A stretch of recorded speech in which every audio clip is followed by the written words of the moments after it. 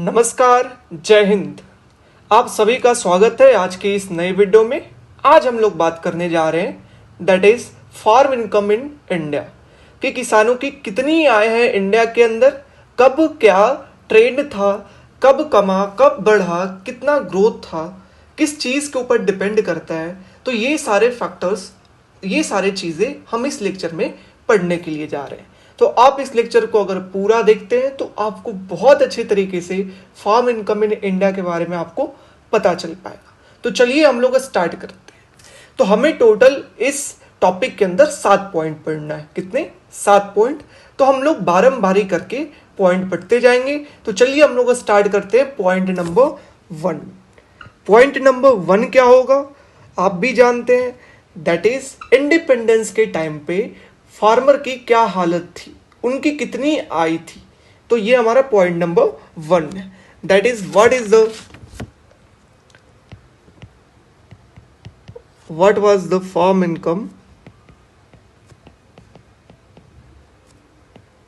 Eight time of independence. At time of independence farm income क्या था independence के time पे। तो फार्म इनकम पता होने से पहले आपको फार्मर की कंडीशन क्या थी इंडिपेंडेंस के टाइम पे, ये आपको मालूम होना ज़रूरी है। तो क्या कंडीशन थी फार्मर की, इकोनॉमी की क्या कंडीशन थी हमारा। तो पहला जो था इकोनॉमी का वो पॉइंट है कि हमारे इकोनॉमी के अंदर जो 85% जो विलेज पॉपुलेशन थे 85% वो डिपेंडेंट थे किसके ऊपर, डिपेंडेंट ऑन एग्रीकल्चर। जो हमारे गांवों में रहने वाले उसमें वैसे 85% आबादी जो था वो निर्भर था डायरेक्टली या इनडायरेक्टली किसके ऊपर, एग्रीकल्चर के ऊपर। ओके, पहला पॉइंट ये हालत थी हमारा इंडिपेंडेंस के टाइम पे। चलिए दूसरा पॉइंट आपका क्या है। दूसरा पॉइंट है कि हमारे इकोनॉमी के जीडीपी के अंदर जो एग्रीकल्चर का कंट्रीब्यूशन था वो कितना था, 50% से ज़्यादा, more than 50% contribution of agriculture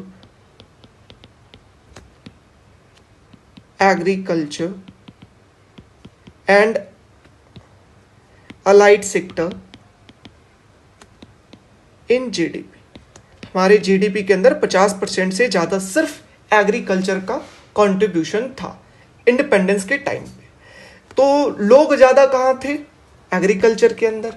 ज़्यादा इनकम जो हमारे कंट्री के अंदर जनरेट हो रहा था, जीडीपी कहाँ से, एग्रीकल्चर के अंदर।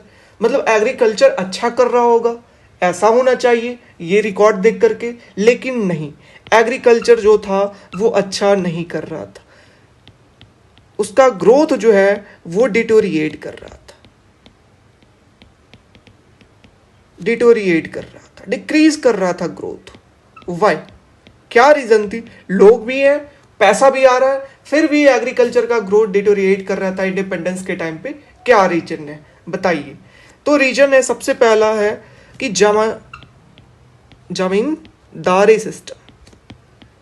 जमींदारी सिस्टम था, जो कि अगर एग्रीकल्चर जितना लैंड में उपज हुआ उसमें से कुछ जो पोर्शन है, जो आपका इनकम जनरेट हो रहा है, प्रॉफिट हो रहा है, वो जमींदारों को दे दिया जाता था, वो जमींदार छीन लेते थे।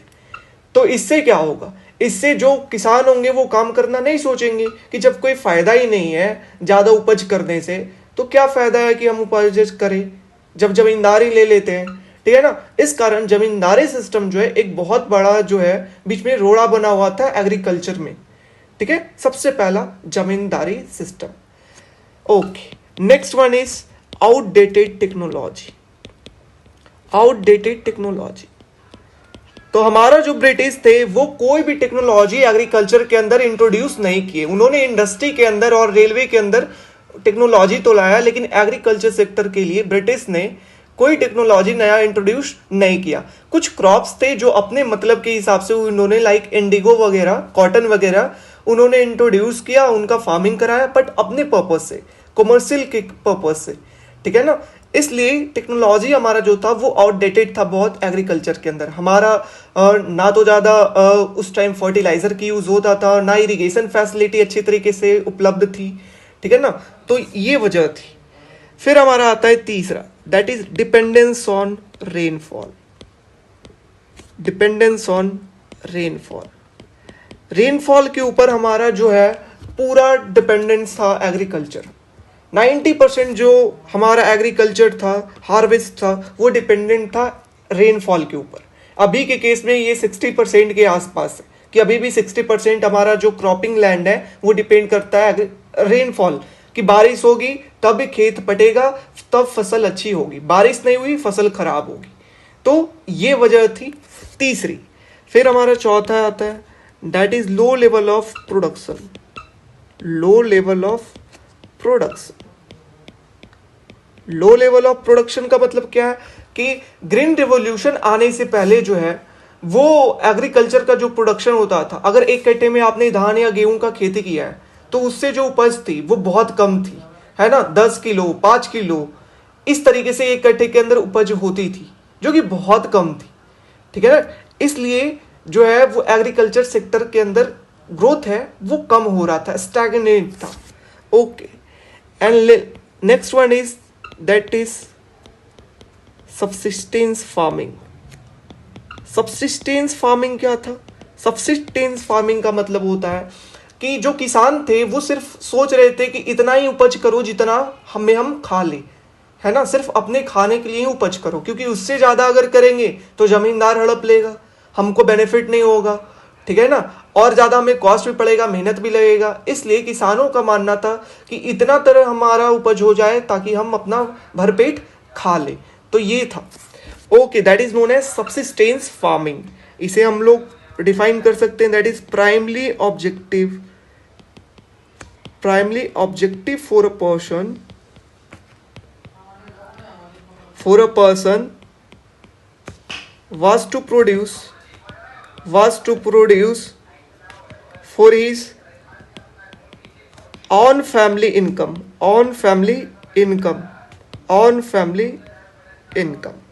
ओके, हाँ। तो ये बात हुआ कि सबसिस्टेंस फार्मिंग का मतलब क्या हुआ कि लोग जो है वो अपने फैमिली के लिए, इसकी हमारा फैमिली का पेट भर जाए बस उतना सा हमारा मतलब है, उतना ही प्रोडक्शन करना है। दैट्स वाई हमारा ग्रोथ कम था। ओके, नेक्स्ट वन इज वार, ठीक है ना। क्योंकि हमारे इंडिपेंडेंस के टाइम पे क्या हुआ, इंडिपेंडेंस के बाद हमारा कंट्री जो वो पाकिस्तान से, चाइना से लड़ाई 2-3 वॉर लड़ चुका था, जिसके कारण वॉर के ऊपर सरकार का ज़्यादा ध्यान था, वहाँ पैसे ज़्यादा खर्च हो रहे थे और हमारा एग्रीकल्चर सेक्टर के ऊपर ज़्यादा पैसे, ज़्यादा यूटिलिटी, ज़्यादा इसके ऊपर दिमाग सरकार के द्वारा नहीं लगाया गया। दैट्स वाई इसके अंदर ग्रोथ कम हो रहा था। तो that is the war China के साथ और पाकिस्तान के साथ। So this are the reason जिसके कारण हमारा एग्रीकल्चर सेक्टर है वो क्या था, स्टैग्नेंट था eight the time of the independence, during independence. Getting? हाँ, अब ग्रोथ अगर आपका कम होगा, एग्रीकल्चर के अंदर ग्रोथ कम है, आउटपुट कम है, आउटपुट कम होने के कारण इनकम कम होगा।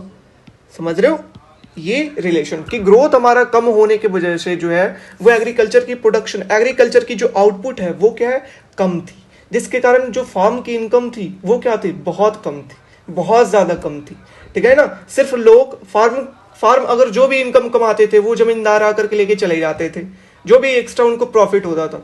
इसलिए फार्म की इनकम थी नहीं, वो सिर्फ अपना रोजी रोटी सिर्फ खाने पीने के लिए सोचते थे, बस कमाना, सेविंग करना वो इनका पर्पस नहीं था, ठीक है। हाँ, सो this is your first point. अब बात आता है कि किस तरीके से हम फार्म की इनकम को कैलकुलेट करेंगे, क्या कोई तरीका है? तो पूरे वर्ल्ड के अंदर, लगभग पूरे वर्ल्ड के अंदर अप्रॉक्स सभी इकोनॉमी के अंदर कोई भी तरीका नहीं है फार्म इनकम को कैलकुलेट करने का, ठीक है ना। मोस्टली जो कंट्री है उनके अंदर फार्म इनकम का जो इनकम है उसे कैलकुलेट करने का कोई तरीका नहीं है, नहीं कर पाते हैं। Why? Because lack of information का लैक। क्योंकि फार्म का इनकम सिर्फ एक सेक्टर के ऊपर डिपेंड नहीं करता है, बहुत सारे सेक्टर के ऊपर बहुत सारे अलग अलग अलाइड सेक्टर है जिसके ऊपर डिपेंड करता है। लाइक लाइवली स्टॉक के ऊपर डिपेंड करता है, लाइक फिशियरीज के ऊपर डिपेंड करता है, लाइक हॉर्टिकल्चर के ऊपर डिपेंड करता है, लाइक पॉलिसीज, ठीक है ना, पॉलिसीज के ऊपर डिपेंड करता है। तो ये सारे फैक्टर्स के ऊपर फर्म की इनकम डिपेंड करता है, और हर एक स्टेट के अंदर अलग अलग ये उनका ट्रेंड होता है, और इसलिए पूरे कंट्री का या पूरे स्टेट का डाटा फाइंड कर पाना बहुत ही मुश्किल है। इसलिए इंडिया के अंदर भी कोई भी स्टेट लेवल पे या नेशनल लेवल पे अभी तक कोई भी नहीं आया है, रिकॉर्ड इसके ऊपर नहीं है, रिसर्च इसके ऊपर नहीं है, ठीक है ना। हाँ, लेकिन कुछ अटेम्प्ट किया गया, दैट इज हम लोग फर्म का इनकम को एस्टिमेट नहीं कर सकते बिकॉज लैक ऑफ इंफॉर्मेशन, ठीक है ना, बट कुछ अटेम्प्ट किया गया, that is your second point. Second point हमारा क्या है, what are the few attempt made by some scholar to prepare estimate of farm income, okay. क्या क्या अटेम्प्ट है जो स्कॉलर के द्वारा कुछ जो स्कॉलर है उनके द्वारा एस्टिमेट किया गया फार्म इनकम के लिए। तो देखिए, हमारे कोई 2-3 स्कॉलर है, उनके द्वारा क्या क्या कोशिशें की गई इसके बारे में हम लोग जानते हैं। तो सबसे पहले जो स्कॉलर है उनका नाम है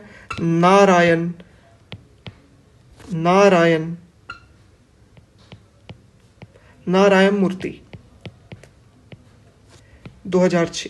तो नारायण मूर्ति के द्वारा क्या कहा गया, उन्होंने जो है वो डिराइव किया डाटा को एनएसएसओ से data, that is national sample survey organisation. इससे उन्होंने डाटा उठाया 2004-05 का, और ये डाटा उठाने के बाद उन्होंने कैलकुलेट किया कि जो फार्म की आय है जो मात्र 2-3 हजार रुपये सालाना है, ठीक है ना, उनके द्वारा ये कहा गया। तो चलिए हम लोग लिखते हैं, दैट इज नारायण मूर्ति जो है वो डिराइव किए ये डाटा को कहां से, NSSO report on the situation assembly of सर्वे,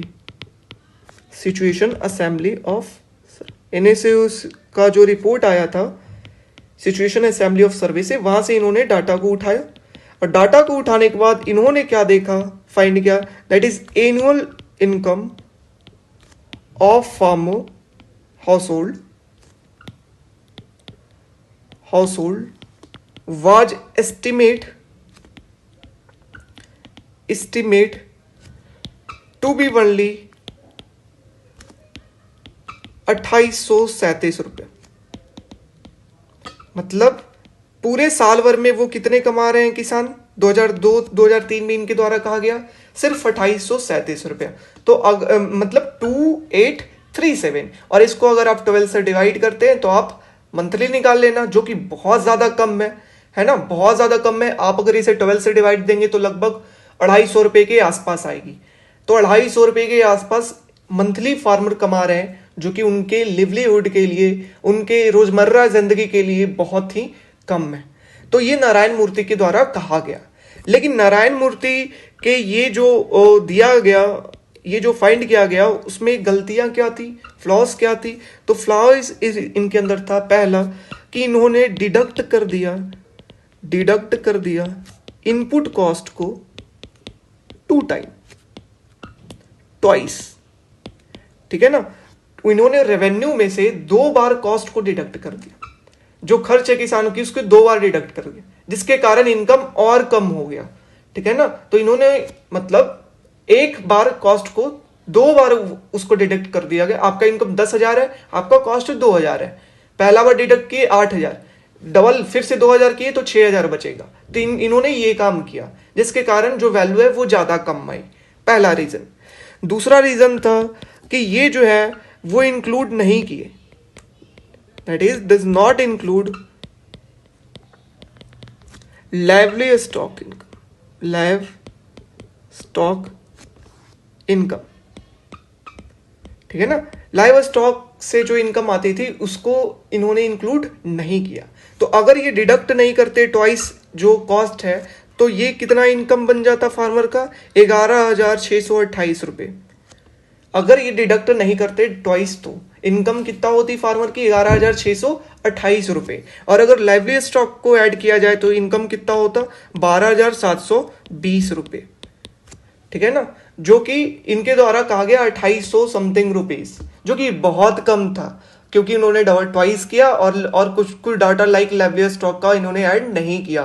तो एक्चुअल में 12,000 के अप्रॉक्स जो है वो फार्मर की आई थी नारायण मूर्ति के द्वारा। ओके, सो ये पहला नारायण मूर्ति। फिर दूसरा कौन आते हैं, दैट इज चंद। चंद जो है वो 2011 में आकर के वो बताते हैं। चंद के द्वारा क्या कहा जाता है कि वो एनडीपी जो हमारे कंट्री कैलकुलेट करते हैं, जीडीपी, एनडीपी, जीएनपी सब कैलकुलेट करती है, तो इन्होंने एनडीपी का डाटा उठाया जो एग्रीकल्चर का एनडीपी था, एग्रीकल्चर और अलाइड सेक्टर का, और उस डाटा के आधार पे इन्होंने फाइंड किया रिजल्ट। तो ये कहाँ से डाटा को डिराइव किए, ये डाटा को डिराइव किए कहाँ से, दैट इज एनडीपी। एनडीपी कौन फाइंड करता है, that is CSO, central statistical officer. और ठीक है ना, ये जो है वो सीएसओ को दैट इज एनडीपी के डाटा को कैलकुलेट करते। तो इनके द्वारा 2007-8 से 2008-9 के एनडीपी के डाटा को देखे और इन्होंने कहा जो फार्म की जो इनकम है ना वो कितना है, 33,267 रुपये पर हेक्टेयर। इतना जो है वो फार्मर की इनकम पर हेक्टेयर, ये फार्मर इतना कमाते हैं। और जिस फार्मर के पास 0.80 हेक्टेयर से, दैट इज 0.080 हेक्टेयर से कम लैंड है, जिस उससे कम लैंड है, तो जो वैसे जो फार्मर है वो 62% फार्मर जो जिनका लैंड जो है वो 0.8 हेक्टेयर से कम है, वो पोवर्टी लाइन के नीचे है, that is below poverty line, below poverty line during 2007 से 2009। ठीक है ना। इनके द्वारा क्या किया गया, एनडीपी का डाटा उठाया गया, और कौन कैलकुलेट करता है एनडीपी का डाटा, दैट इज सीएसओ। और इस डाटा में कहा गया कि जो फार्मर की एनुअल आय है पर हेक्टेयर वो कितना 33,000 के आसपास है।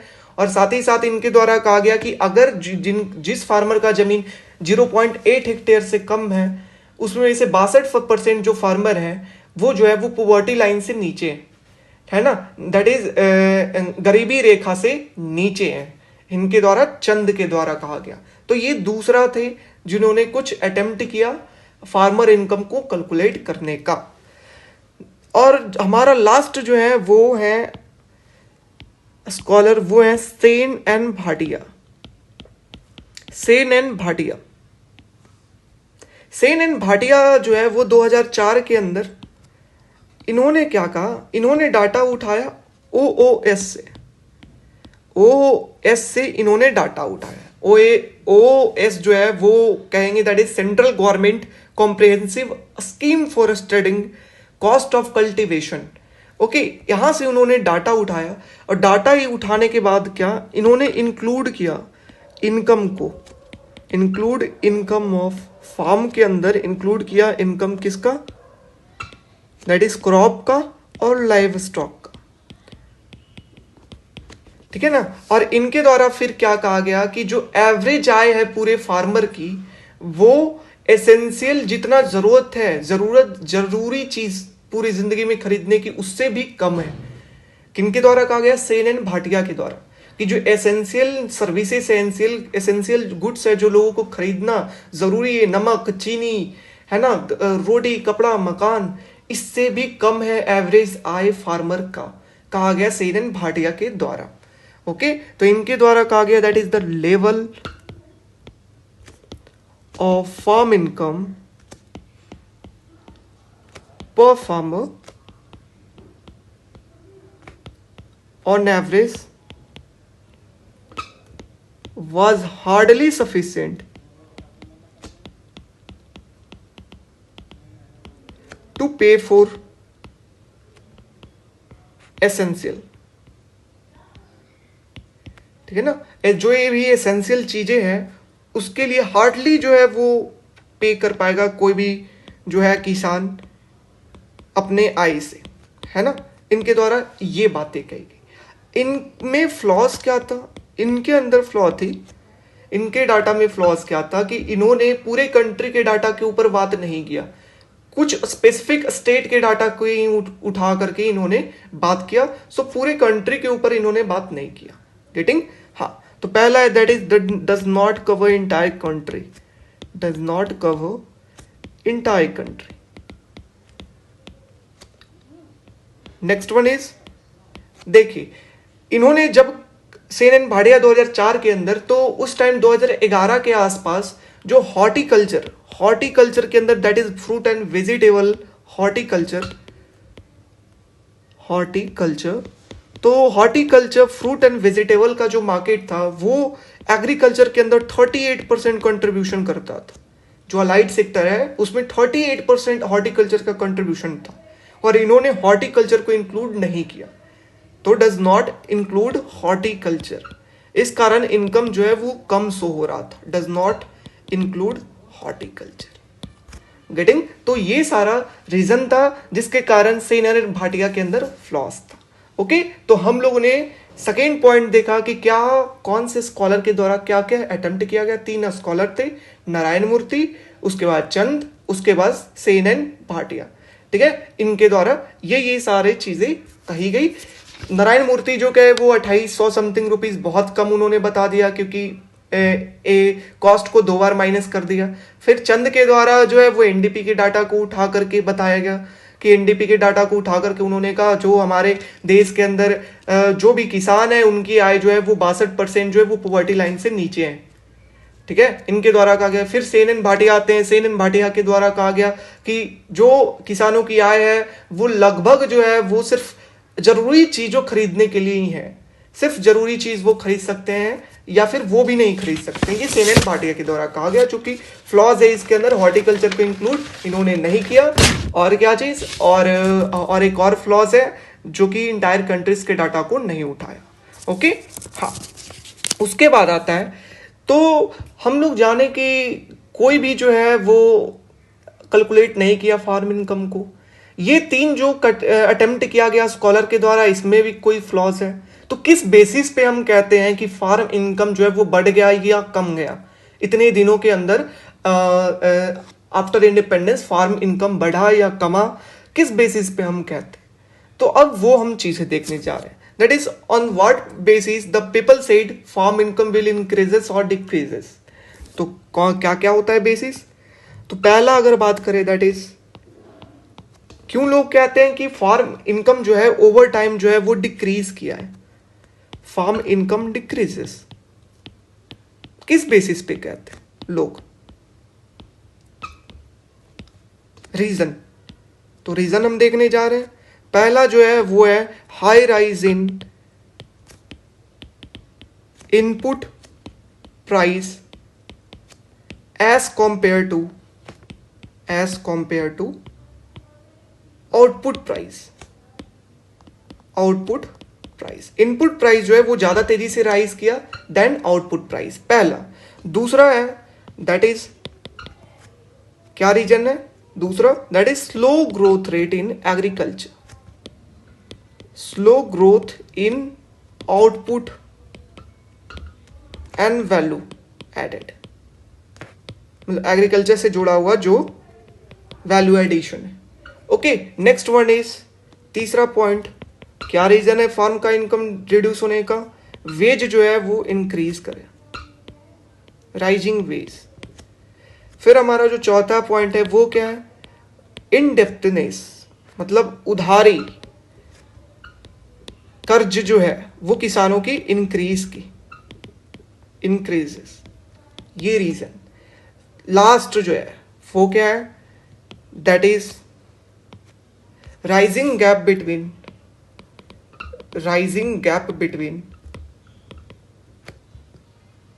Harvest price, farm harvest and rental price, या sorry that is retail price, retail price. तो ये रीजन है जिसके कारण कहते हैं कि फार्म का इनकम डिक्रीज किया है ओवर टाइम। पहला कि इनपुट का जो है प्राइस वो ज्यादा इंक्रीज हुआ देन आउटपुट का प्राइस। दूसरा स्लो ग्रोथ रेट है आउटपुट का। तीसरा वेज जो है वो हमारा इंक्रीज किया।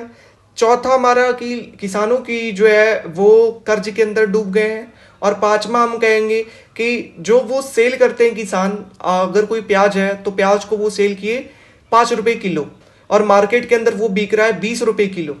तो ये जो गैप है ना वो इंक्रीज कर गया, that is your fifth point. ठीक है ना, जिसके कारण फार्म को आय कम मिल रहा है, लेकिन जो रिटेलर है, जो सेल कर रहे हैं, सेलर है, उनको आय ज्यादा मिल रहा है, प्रॉफिट बीच में होलसेलर ज्यादा कमा रहे हैं। ठीक है, हाँ। अब हमारा तीसरा जो पॉइंट आता है, तो हम देख लिए कि हम एस्टिमेट नहीं कर सकते, किस बेसिस पे करते हैं, ये सारा जो है ये जम्सन लेकर के लोग मानते हैं कि फार्मर की जो आय है वो कम है। लेकिन कोई एस्टिमेट प्रोसीड्यूर है, कोई एस्टिमेट किस तरीके से लोग जो है इकोनॉमिस्ट जो है वो किए होंगे पास्ट के अंदर, जो डाटा को किस बेसिस पे किए होंगे वो हम देखने जा रहे हैं। कोई तरीका है एस्टिमेट करने का फार्म की इनकम को? तो हाँ, जो प्रीवियस जो स्कॉलर हैं, प्रीवियस जो इकोनॉमिस्ट हैं, वो लोग जो रिसर्चर हैं, वो किस बेसिस पे किए, वो किए हैं दैट इज एनडीपी के बेसिस पे। ठीक है ना, वो एनडीपी के डाटा को उठाते हैं और वहां से वो बताते हैं कि फार्मर की कितनी आय है। ठीक है, हाँ। तो अगर एग्रीकल्चर इनकम की बात करते हैं, किसकी? एग्रीकल्चर इनकम की। तो एग्रीकल्चर इनकम के अंदर सिर्फ फार्म का इनकम नहीं आता, सिर्फ फार्म का इनकम नहीं आता एग्रीकल्चर इनकम के अंदर, और भी इनकम आता है। किसका? लेबर का इनकम आता है। इसलिए एग्रीकल्चर इनकम और लेबर इनकम फार्म इनकम जो है वो दोनों डिफरेंट है। एग्रीकल्चर का मतलब टोटल, लेबर का इनकम, कैपिटल के ऊपर जो है वो खर्च, तो ये सारे चीज। तो अगर हम एनडीपी, अगर एग्रीकल्चर का हम देखें तो हमको क्या करना पड़ेगा, जो एनडीपी है फार्म इनकम के लिए, ठीक है ना, प्लस लेबर इनकम। तो अगर हमको फार्म इनकम का निकालना है तो हमको क्या करना होगा, लेबर इनकम को उधर भेजना होगा। तो NDP of farm income is equal to what, that is NDP आपका एग्रीकल्चर, पूरे एग्रीकल्चर के अंदर कितना इनकम है, NDP of agriculture income minus what, labour income, minus labour income. तो इस तरीके से जो कुछ स्कॉलर हैं उन्होंने अपना जो है वो डाटा दिया। एक एग्जाम्पल के तौर पे जो हमारा चंद थे, जो दूसरा हमारे स्कॉलर थे, वो ऐसे ही उनका बेसिस किस पर आधार था, किससे डिराइव किए थे, दैट इज एनडीपी से। तो इसी तरीके से उन्होंने किया था कि किस तरीके से एस्टिमेट प्रोसीड्यूर करेंगे, that is NDP of farm income is equal to NDP of agriculture पूरा, उसमें से लेबर के इनकम को हम लोग माइनस कर देंगे। ठीक है, सो ये आपका एस्टिमेट प्रोसीड्यूर, ये आपका पॉइंट नंबर थर्ड। अब पॉइंट नंबर फोर्थ आते हैं, जो कि अब स्टार्ट होता है आपका एक्चुअल जो कहानी है, अब स्टार्ट होती है ग्राफ की, सारी चीजों की कहानी अब हम लोग बात करेंगे। पॉइंट नंबर 4 आपका है that is cost of input, wage bill and farm income, and farm income, cost of input, wage bill and farm income. देखिए, अगर आपके फार्म के इनकम का ट्रेंड समझना है कि कब बढ़ा कब कमा, इसके लिए आपको जानना जरूरी होगा कि फार्मर कितने लेबर को इनकम दे रहे थे, कितने वो वेज दे रहे थे, कितना उनका इनपुट का कॉस्ट था। समझ रहे हो? तब वो आप फिर फार्म इनकम निकाल पाएंगे। क्योंकि फार्म का इनकम उन्होंने कमाया 10,000 रुपए, जिसमें में से उनको लेबर को देना होगा 2,000 रुपए मजदूरी, इनपुट कॉस्ट 3,000 रुपए उनको देना होगा। ठीक है ना, फर्टिलाइजर लिए, सीड लिए, इरिगेशन के लिए, तो इनपुट कॉस्ट उनका जो है वो 3,000 रुपए है, लेबर के लिए 2,000 रुपए। तो 10,000 में से 3 और 2 माइनस करेंगे तो 5,000 बचेगा।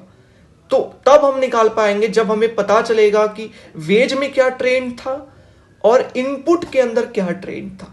तब हम लोग फाइंड कर पाएंगे कि फार्म के इनकम में क्या ट्रेंड था। ठीक है, अब हम लोग देखने जा रहे हैं, चलिए ये बात। तो अगर हम लोग बात करते हैं कि क्या ट्रेंड था, इसके समझने के लिए हमको टेबल को समझना जरूरी है। तो अब आप ये टेबल देख पा रहे होंगे। ये टेबल के अंदर बताया गया है कि इनपुट का कॉस्ट, वेज का कॉस्ट में क्या क्या डिफरेंसेस है और फार्म की इनकम के अंदर क्या रिलेशन है, क्या ट्रेंड है, ये टेबल के थ्रू हम लोग समझेंगे। ये टेबल जो है वो बेसिकली कब से कब तक का है, 1983 से लेकर के 2011 तक, 1983 से जब भारत वर्ल्ड कप जीता था पहली बार, वहां से लेकर के जब भारत दूसरी बार वर्ल्ड कप जीता तब तक 30 सालों का ये डाटा हम लोग देखने जा रहे हैं। जो भी अब आएगा चीजें वो 30 साल का होगा। क्यों ऐसा, क्यों उससे पहले का डाटा क्यों नहीं उठाया गया? क्योंकि भारत आजाद हुआ उस टाइम पर तो फार्मर का इनकम था ही नहीं, बिल्कुल सारा तो जमींदार खा जा रहे थे।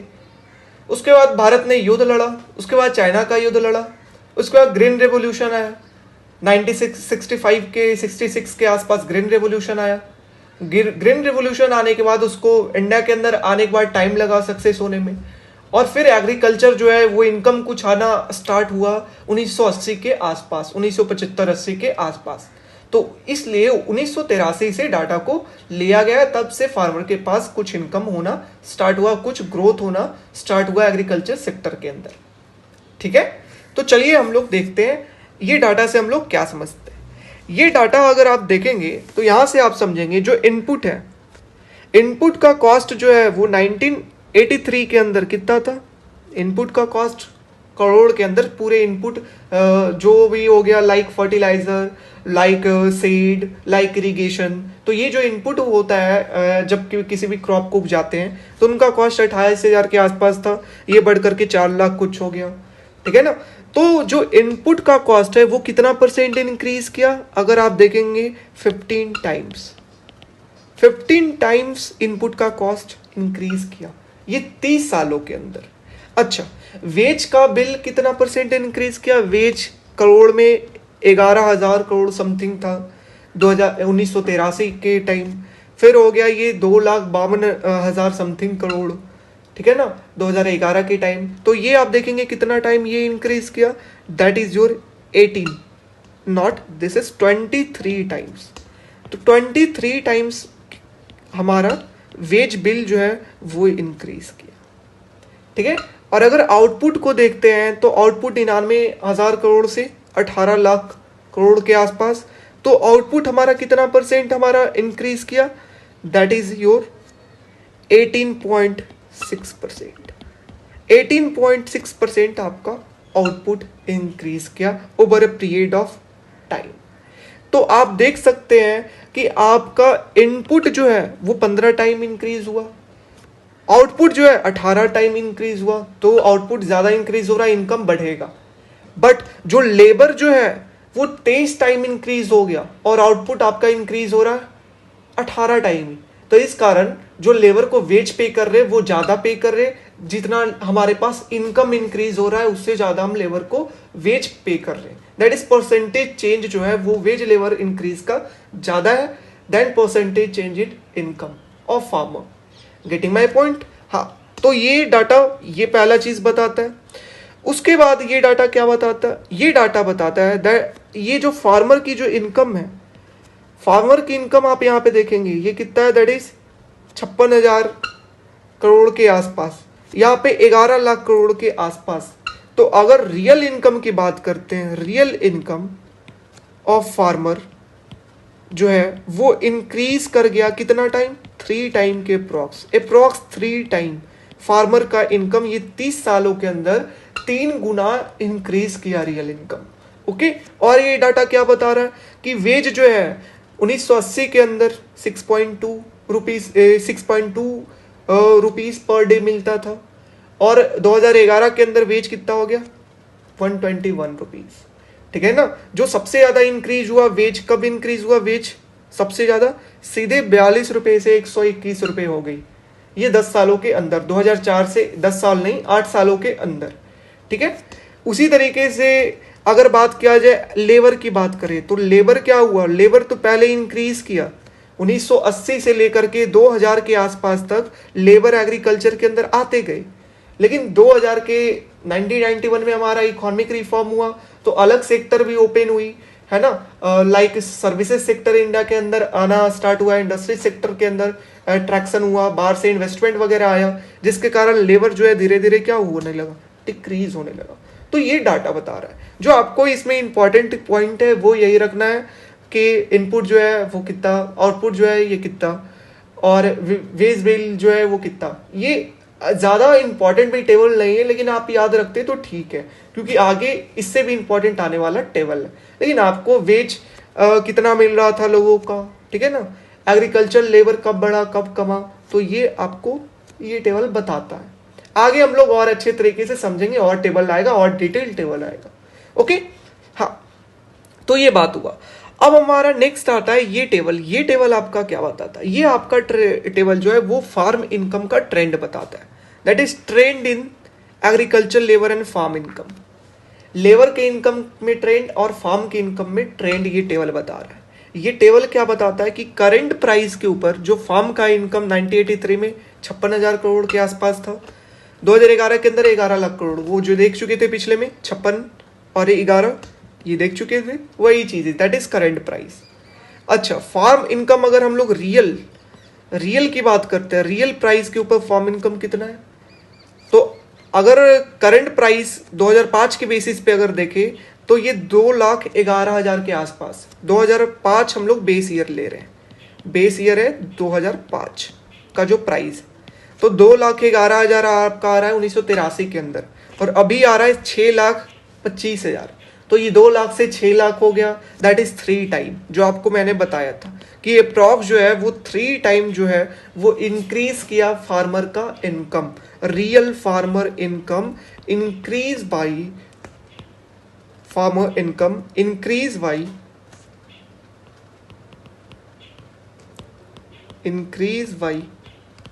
3 टाइम। एनी प्रॉब्लम नहीं, ठीक है, ओके। अब हम इस टेबल में और क्या देखते हैं, इस टेबल में फार्म इनकम को हमने देखा, बस ये तो फार्म इनकम ही आपको बता रहा है ये टेबल, और कुछ नहीं। ये सीपीआई बेस ईयर क्या था, हमने बोला था 2005 का बेस ईयर लिया, कि 2005 का अगर बेस ईयर लिया तो 26%, तो 2005 का अगर 26% आप निकालेंगे तो इतना आ जाएगा, ठीक है ना। ये तो आपको ये टेबल एक आपको इंपॉर्टेंट डाटा देता है जो कि आपको याद होना चाहिए कि रियल फार्मर इनकम जो है वो 3 गुना इंक्रीज किया 1983 से 2011 के बीच में, ठीक है, 2 लाख के आसपास से 6 लाख के आसपास हमारा रियल फार्मर इनकम हो गया। चलिए, तो ये बात हो गया। अब हमारा आते हैं next table, that is table number 3। Table number 3 क्या बता रहा है, दैट इज बोले थे जो इंपॉर्टेंट टेबल आएगा वो और डिटेल फॉर्मेट में आपको बताएगा कि क्या है। तो ये जो टेबल है वो आपको बता रहा है इनपुट कॉस्ट, वेज और फार्म इनकम के बीच में कैसा डिस्ट्रीब्यूशन हुआ, किसको कितना मिला, है ना, टोटल इनकम में से कितना वेज गया, कितना जो है वो इनपुट कॉस्ट में गया। तो ये आपको ये टेबल बताएगा। तो देखिए, जो आउटपुट प्रोड्यूस हुआ है उसमें जो इनपुट का शेयर है, इनपुट का जो कॉस्ट पड़ रहा है उसका शेयर कितना है, 28%, फिर 29% हुआ, और फिर 25, 25, 25, 22, तो ये फिर डिक्रीज होना शुरू हो गया।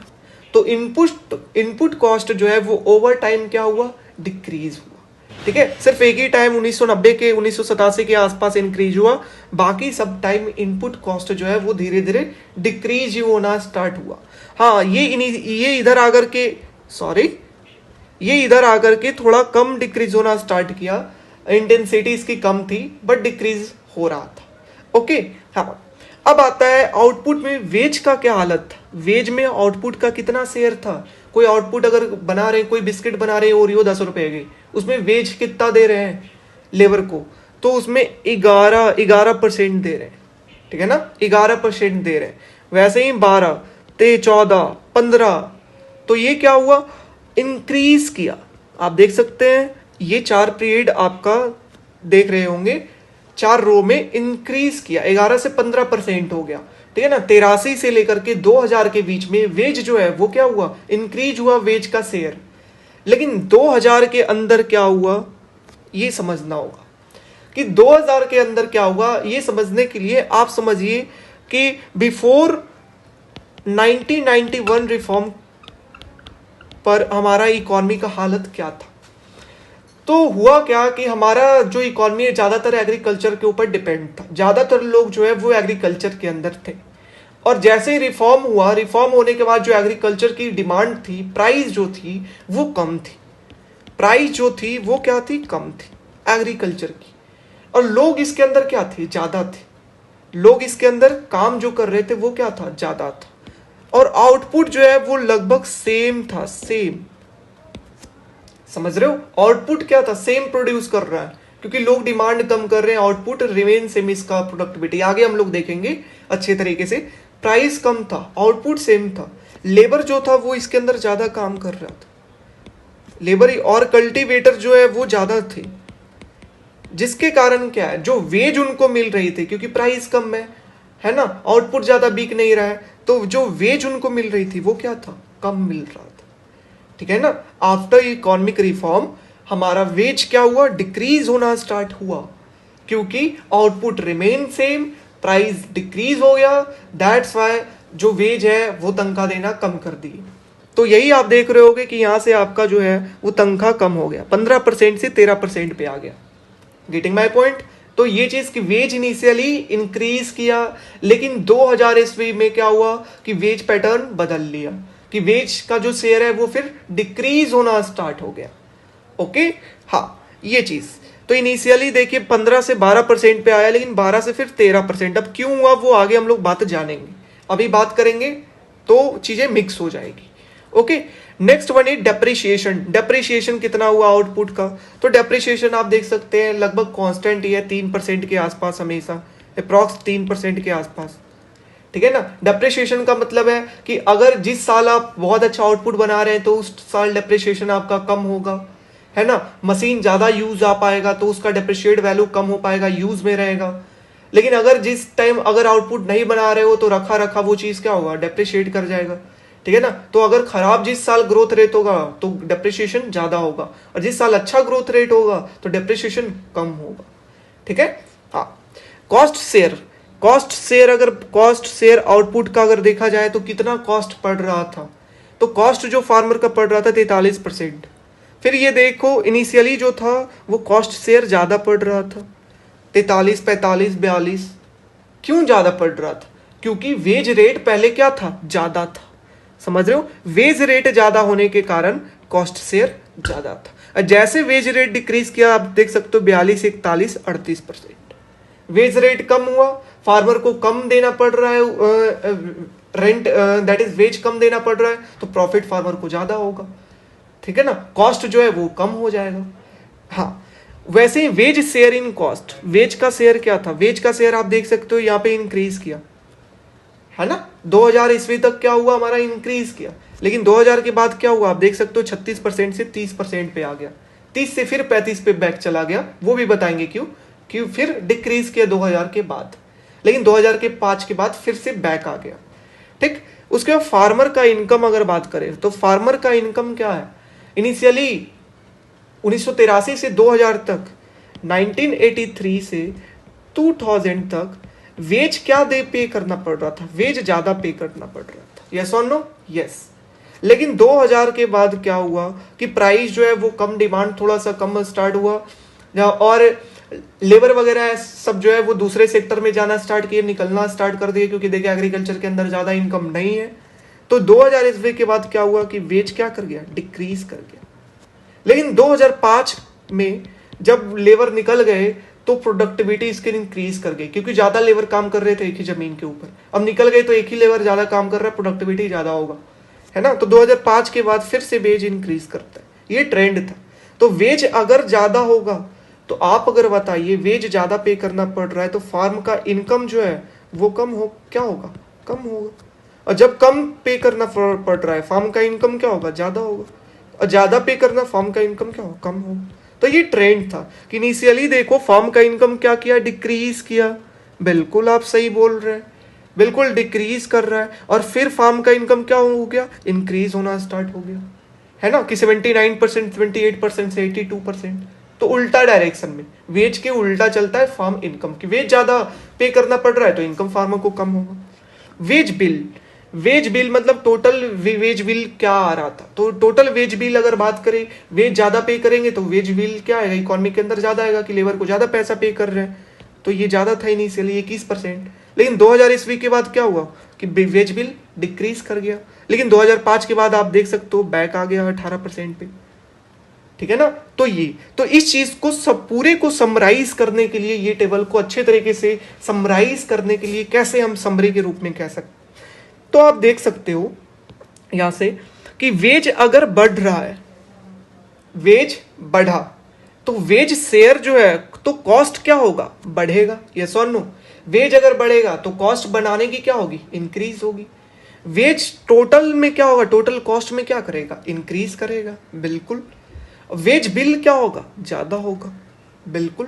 कब तक, 2000 तक क्या हो रहा होगा, ये ट्रेंड ज्यादा हो रहा होगा 2000 ईस्वी तक, है ना, कि वेज बढ़ा तो वेज का शेयर कॉस्ट के अंदर इंक्रीज किया, वेज बिल इंक्रीज किया, ये सारा चीज 2000 तक। लेकिन 2000 के बाद क्या हो गया, ये ट्रेंड उल्टा पड़ गया 2005 तक। लेकिन 2005 के बाद फिर से थोड़ा सा ट्रैक पे आया।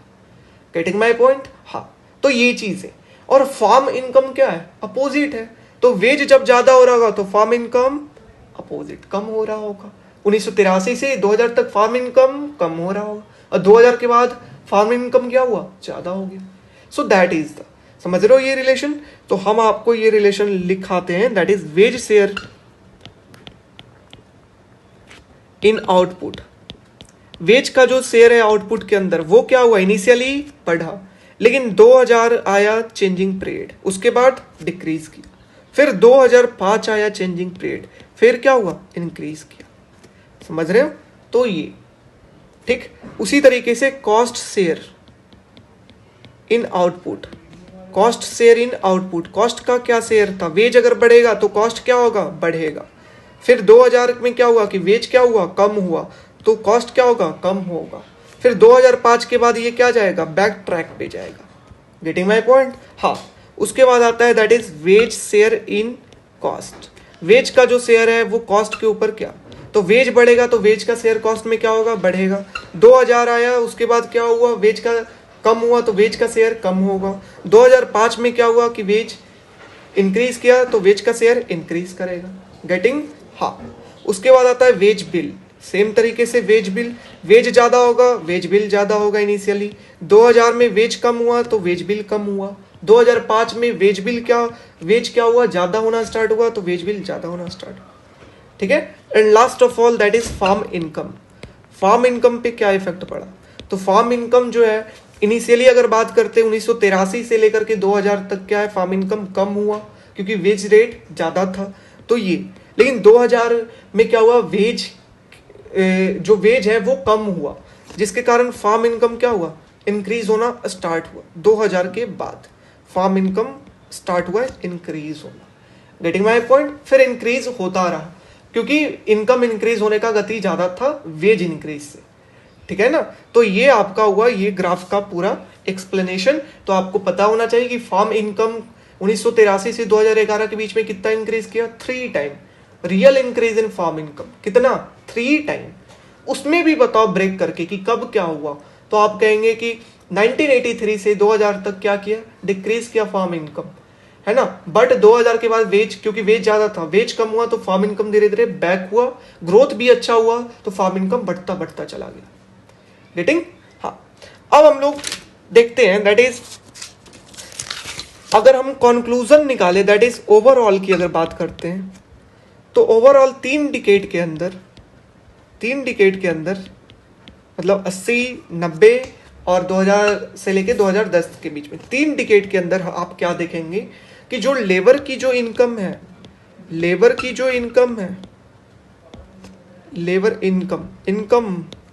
लेबर क्या है वो स्लाइटली इंक्रीज किया लेबर की इनकम।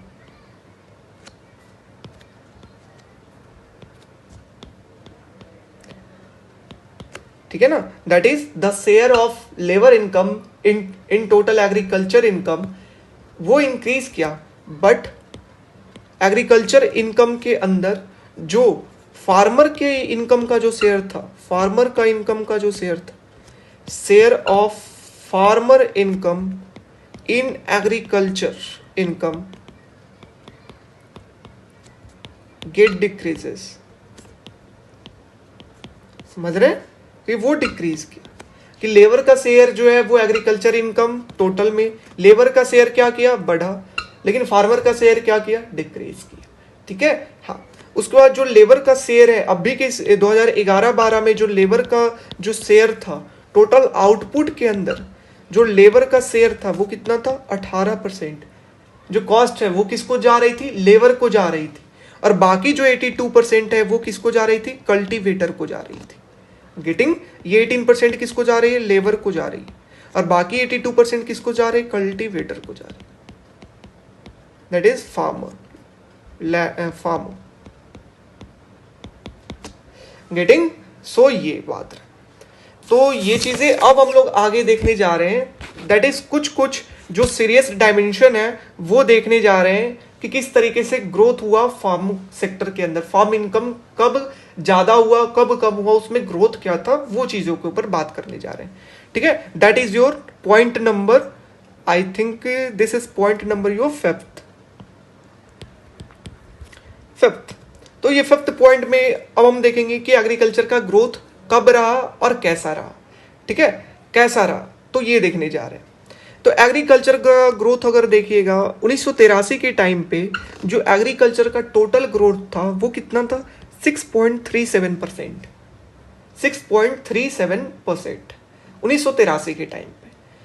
ठीक है, उसके बाद वेज इंक्रीज होना स्टार्ट हुआ, ज्यादा लेबर आना स्टार्ट हुआ, आउटपुट जो है वो सेम रहा, इकोनॉमिक रिफॉर्म आया, इकोनॉमिक क्राइसिस आई, जिसकी वजह से जो एग्रीकल्चर की जो ग्रोथ है वो क्या हुआ, ओवर टाइम डिक्रीज किया। Getting my point, over time फिर क्या किया, डिक्रीज। 3.67 से ये कहां आ गया, 3.30 पे। ठीक है ना, ओवर टाइम डिक्रीज किया कि इकोनॉमिक रिफॉर्म वगैरह हुआ। तो इकोनॉमिक रिफॉर्म, इकोनॉमिक क्राइसिस आने के बाद क्या था कि उस टाइम पे जो कल्टीवेटर है, नंबर ऑफ कल्टीवेटर जो है, नंबर ऑफ कल्टीवेटर वो क्या करे, इंक्रीज करे, इंक्रीज। अगर नंबर ऑफ कल्टीवेटर ज्यादा होगा तो कोई भी लैंड की प्रोडक्टिविटी क्या होगी, कम होगी, कोई भी लैंड की प्रोडक्टिविटी कम होगा, और जिससे ग्रोथ क्या होगा, कम होगा। गेटिंग माई पॉइंट, इसलिए ग्रोथ क्या हुआ, कम हुआ, क्योंकि number of cultivator get increases at the time of the economic crisis. ठीक है ना, ज्यादा लोग इसके ऊपर आ गए थे क्योंकि अदर्स जो सेक्टर है वो बिल्कुल बैठ गया था। ठीक है, उसको ट्रैक पे आने में लगभग 96-97 के बाद वो ट्रैक पे आना स्टार्ट हुआ, बाकी जो सेक्टर है। हाँ, बट एक बार जब ट्रैक पे ये आ गया तो इसका जो ग्रोथ है बहुत ज्यादा हुआ। मतलब जब देखेंगे 2004 से 5 से लेकर के 2011-12 के बीच में, तो एग्रीकल्चर का जो ग्रोथ है वो कितना हुआ, 5.36%। समझ रहे, बहुत ज्यादा हुआ, सबसे बेस्ट पीरियड। दैट इज 2004-5 से 11-12 के बीच में 5.36% आपका एग्रीकल्चर का ग्रोथ हुआ। गेटिंग, हाँ। और क्यों हुआ, क्योंकि रिफॉर्म आया, रिफॉर्म आने के कारण जो है अदर सेक्टर में अपॉर्चुनिटी क्रिएट हुआ, अदर सेक्टर ओपन हुआ, हमारा इकोनॉमी ओपन हुआ, सर्विसेज सेक्टर जो है वो अट्रैक्ट हुआ, सर्विसेज सेक्टर। तो इसके अंदर जो लोग हैं वो अब एग्रीकल्चर को छोड़ करके सर्विसेज की तरफ निकल रहे थे, जिसके कारण नंबर ऑफ जो है cultivator, number of cultivator decrease हुए, और नंबर ऑफ कल्टीवेटर डिक्रीज होने के कारण क्या होगा, उस जमीन का जो प्रोडक्टिविटी है वो क्या होगा, ज्यादा होगा, तो ग्रोथ क्या होगा, ज्यादा होगा। गेटिंग माय पॉइंट, कि रिफॉर्म आने के कारण धीरे धीरे सेक्टर ओपन होना स्टार्ट हुए, आय दूसरे सेक्टर में इंक्रीज होने लगा, जिसके कारण लोग उधर शिफ्ट हो गए। तो ये जो सेक्टर है वो अच्छे तरीके से वर्क करने, अब डिमांड भी ज्यादा इंक्रीज हो रहा है क्योंकि लोग इनकम भी ज्यादा अर्न कर रहे हैं, आउटपुट भी ज्यादा बनने लगा था, इस कारण जो है वो ग्रोथ इंक्रीज हुआ। ठीक है, तो ग्रोथ आप देख सकते हो कि इनिशियली जो है वो ग्रोथ डिक्रीज हुआ क्योंकि नंबर ऑफ कल्टीवेटर इंक्रीज हुए, लेकिन बाद में क्या हुआ, ग्रोथ इंक्रीज हुआ क्योंकि नंबर ऑफ कल्टीवेटर कम हो गए। ठीक है, अब हम लोग देखेंगे इस डाटा को। ठीक है ना, अब हम लोग इस ग्रोथ के पैटर्न को समझने के लिए ग्रोथ किस फैक्टर के ऊपर डिपेंड करता है वो देखते हैं। ऑन व्हाट फैक्टर, जो डिटरमाइन करता है ग्रोथ को, कौन से फैक्टर हैं जो ग्रोथ को डिटरमाइन करते हैं। तो ये सारे जो फैक्टर हैं वो ग्रोथ को डिटरमाइन करते हैं। ये सारे फैक्टर कि ग्रोथ कितना होगा इसके ऊपर डिपेंड करता है।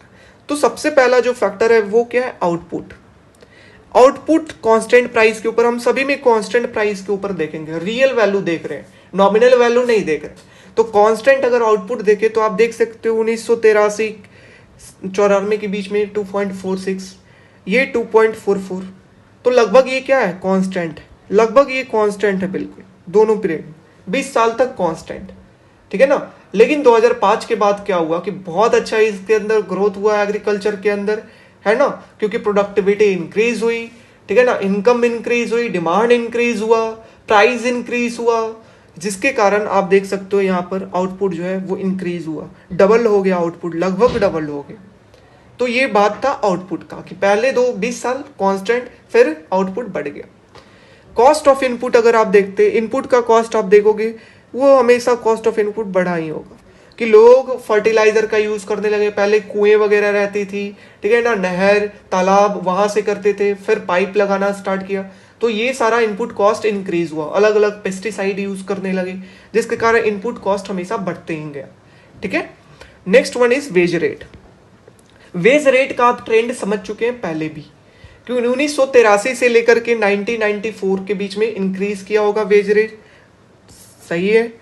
उसके बाद आप 2000 के बाद क्या हुआ था, 2005 में डिक्रीज किया होगा वेज रेट, बिल्कुल सही है। उसके बाद 2005 के बाद ग्रोथ होना स्टार्ट हुआ, है ना, आउटपुट स्टार्ट हुआ, प्राइस इंक्रीज हुआ, लोग का डिमांड करने लगे, है ना, जिसके कारण वेज क्या हो गया, ज्यादा हो गया। गेटिंग माई पॉइंट, समझ रहे। ये तो वेज का आप ट्रेंड समझ चुके थे कि पहले कम हुआ, फिर 2000 के बाद 2000 में कम हुआ, फिर क्या हुआ 2005 में फिर से बैक आ गया। Number of labour, number of labour देख रहे होंगे कि पहले तो इनिशियली पॉजिटिव में था, लेकिन धीरे धीरे ये क्या जब अलग अलग सेक्टर ओपन होना स्टार्ट हुआ तो नंबर ऑफ लेबर देख सकते हो डिक्रीज होना स्टार्ट हुआ, है ना, और ज्यादा सेक्टर बड़ा, दैट इज सर्विसेज सेक्टर की कंट्रीब्यूशन जैसे जैसे इंक्रीज होती चली गई, इंडस्ट्रियल सेक्टर की कंट्रीब्यूशन धीरे धीरे बढ़ती चली गई, वैसे वैसे नंबर ऑफ लेबर जो है वो डिक्रीज होते ही यहाँ से शिफ्ट होते चले गए वैसे सेक्टर। ओके, हाँ। उसके बाद days of employment, days of employment क्या है, लगभग कांस्टेंट ही है, ठीक है ना। पहले डिक्रीज किया, जब बन ही नहीं रहा है, आउटपुट में फायदा ही नहीं है, आउटपुट प्रोड्यूस नहीं कर रहे हैं, तो डेज क्या होगा, एम्प्लॉयमेंट कम होगा। लेकिन आउटपुट अगर ज्यादा कर रहे हैं तो डेज देखो नॉर्मल आ गया 0.06। Wage bill, wage bill same तरीके से वेज रेट, कि वेज बिल पहले ज्यादा होगा, फिर 2000 में क्या हो गया होगा, कम हो गया होगा, फिर से 2005 में क्या होगा, ट्रैक पे आ गया होगा। गेटिंग माई पॉइंट, देख चुके हैं, हाँ। उसके बाद प्राइस, प्राइस का क्या था, प्राइस था कि जब शुरू में क्या था, ज्यादा था, इकोनॉमिक रिफॉर्म आया, उस टाइम इकोनॉमिक क्राइसिस थी, जिसके कारण डिमांड वगैरह सब कम हुई, लोगों की आय जो थी वो कम हुई, डिमांड लोग कम किए, जिसके कारण जो प्राइस जो है वो कम हुआ। लेकिन जैसे एक बार इकोनॉमिक रिफॉर्म सही हुआ, इकोनॉमी ट्रैक पे आई, तो लोग डिमांड करना स्टार्ट किए, प्राइस आप देख सकते हो कि इंक्रीज किया। गेटिंग माई पॉइंट, हाँ। फार्म की इनकम की अगर बात करते हैं, फार्म इनकम, वेज अगर ज्यादा था इनिशियली 80 के टाइम पर, तो फार्म का इनकम क्या होगा, कम होगा, देख सकते हो कम होगा। लेकिन जैसे ही फार्म की जैसे ही आपका क्या हुआ कि वेज कम हुआ, तो फार्म का इनकम धीरे धीरे होना स्टार्ट हो गया, समझ रहे हो, और ग्रोथ भी ज्यादा होना, आउटपुट भी ज्यादा बनाने लगे थे, प्राइस भी ज्यादा था, इस कारण ज्यादा फार्म इनकम यहां पर हुआ। गेटिंग माई पॉइंट, हाँ। उसके बाद नंबर ऑफ कल्टीवेटर, कल्टीवेटर मैंने आपको बताया था कि during reform, during crisis number of cultivator जो है वो इंक्रीज कर गए थे, तो देखो 0.90 से 1.31 हो गया, इंक्रीज कर गए थे। लेकिन जैसे ही अदर सेक्टर ओपन हुआ 2005 के बाद, जो नंबर ऑफ कल्टीवेटर जो है वो डिक्रीज कर गए, माइनस में चले गए। Getting, number of cultivator is very important point two explain why growth is reversing, है ना, क्यों ग्रोथ कम हुआ, क्यों ग्रोथ ज्यादा हुआ, तो नंबर ऑफ कल्टीवेटर के थ्रू समझाएंगे। गेटिंग, हाँ। उसके बाद आता है फार्म इनकम पर कल्टीवेटर, तो फार्म का इनकम क्या था पर कल्टीवेटर, फार्म का इनकम क्या था, तो फार्म का इनकम आप देख सकते हो इनिशियली फार्म का इनकम ज़्यादा होगा, फिर वेज रेट ज़्यादा मिल रहा था जिसके कारण मैंने बोला था कि फार्म का इनकम क्या होता, कम हुआ था, अपोजिट। लेकिन फार्म का इनकम बैक पे ट्रैक पे आ जाएगा जब वेज कम मिलेगा, ग्रोथ ज़्यादा होगा। तो देख रहे हो यहाँ पे फार्म का इनकम ट्रैक पे आ गया जो कि बहुत ज़्यादा है, समझ रहे हैं। तो ये आपका टोटल ग्राफ आपको रिप्रेजेंट कर रहा है कि आप बताएंगे आउटपुट जो है वो क्या था, कांस्टेंट था 2 पीरियड में, बाकी एक पीरियड बढ़ा भैया, है ना। उसके बाद आप कहेंगे इनपुट का कॉस्ट हमेशा बढ़ते रहा, वेज रेट जो है इनिशियली क्या हुआ, बढ़ा, फिर कम हुआ, फिर बढ़ा, वेज बिल पहले बढ़ा, फिर कम हुआ, फिर बढ़ते चला गया। प्राइस पहले क्या था, ज़्यादा था, फिर क्या हुआ, कम हुआ, फिर क्या हुआ, बढ़ते चला गया, ठीक है। उसके बाद नंबर ऑफ कल्टीवेटर शुरू में क्या था, बढ़ा, इंक्रीज किया रिफॉर्म क्राइसिस के टाइम पे, फिर क्या हुआ, डिक्रीज होना स्टार्ट हो गया। गेटिंग माई पॉइंट, जिसके कारण ग्रोथ ज्यादा होने लगा। उसके बाद फार्म का इनकम इनिशियली क्या था, कम हुआ क्योंकि वेज रेट ज्यादा था, फिर ग्रोथ होना स्टार्ट हुआ, वेज कम हुआ तो धीरे धीरे इंक्रीज होना स्टार्ट हो गया, आउटपुट ज्यादा हुआ, इंक्रीज होना स्टार्ट हुआ। तो ये सबसे इंपॉर्टेंट है जो सारे फैक्टर को बताता है कि क्यों ग्रोथ जो है वो ज्यादा हुआ, क्यों फार्म का इनकम ज्यादा हुआ इकोनॉमी में। तो ये टेबल आपका बहुत ही इंपॉर्टेंट है जो आपको सारी चीजों को एक्सप्लेन करता है। ओके, हाँ, अब हम बात करते हैं ये टेबल का थोड़ा सा एनालिसिस लिख लेते हैं। That is at economic reform के टाइम पे क्या था, या इकोनॉमिक क्राइसिस के टाइम पे क्या था। क्राइसिस के टाइम पे आप जानते हैं कि जो नंबर ऑफ कल्टीवेटर हैं वो क्या थे, ज्यादा थे, आउटपुट आपका क्या था, 2 पीरियड के लिए कांस्टेंट था, बिल्कुल 2005 के बाद इंक्रीज किया। आउटपुट जो रियल आउटपुट है वो क्या है, बिल्कुल कांस्टेंट, ठीक है। ओके, प्राइस आपका क्या किया, क्योंकि लोग डिमांड कम कर रहे थे तो डिक्रीज किया। लेकिन जो कॉस्ट है आपका, कॉस्ट ऑफ इनपुट जो है वो तो हमेशा बढ़ रहा है, तो कॉस्ट ऑफ इनपुट आपका ज्यादा ही है। प्राइस कम हो गया, कॉस्ट इनपुट का ज्यादा देना पड़ रहा है इरिगेशन के लिए, फर्टिलाइजर के लिए, प्राइस कम है तो फार्मर अपने घर से थोड़ी देगा, वो क्या करेगा, वेज को कम करेगा। हमको कमाई नहीं हो रहा है तो तुमको कैसे होगा ज्यादा प्रॉफिट, ज्यादा कैसे तुमको दे पाएंगे वेज हम, तो वेज क्या होगा, कम होगा, तो वेज क्या होगा, कम हुआ होगा, तो वेज कम हुआ होगा, प्राइस कम होगा, आउटपुट कांस्टेंट है जिस कारण फार्म का जो इनकम है या एग्रीकल्चर इनकम जो है वो क्या होगा, कम हुआ होगा। गेटिंग माय पॉइंट, जिस कारण आपका कम हुआ होगा। अब देखिए हम लोग एट इकोनॉमिक रिफॉर्म मतलब क्राइसिस के टाइम पे देखें, लेकिन जब रिफॉर्म पीरियड था, जब आपका बैक हुआ इकोनॉमी 2005 के आसपास, क्या कंडीशन थी, तो 2005 के आसपास हमारा 2000 के अंदर ये सिनेरियो थी, 2000 के अंदर कि वेज कम होना स्टार्ट। तो वेज जैसे जैसे कम होगा वैसे वैसे क्या होगा कि नंबर ऑफ लेबर जो है वो क्या होंगे, डिक्रीज हो जाएंगे। कम वेज दे रहा है तो नंबर जो लेबर की सप्लाई होगा वो क्या हो जाएगा, कम हो जाएगा, ठीक है। साथ ही साथ जो नंबर ऑफ कल्टीवेटर है वो क्या हो गए, कम हो गए, क्योंकि इनको प्रॉफिट कम मिल रहा था। Number of cultivator get decreases, number of cultivator decrease हो गए, नंबर ऑफ लेबर कम हो गए, जिसके कारण प्रोडक्टिविटी क्या हो गई, लैंड की इंक्रीज कर गई।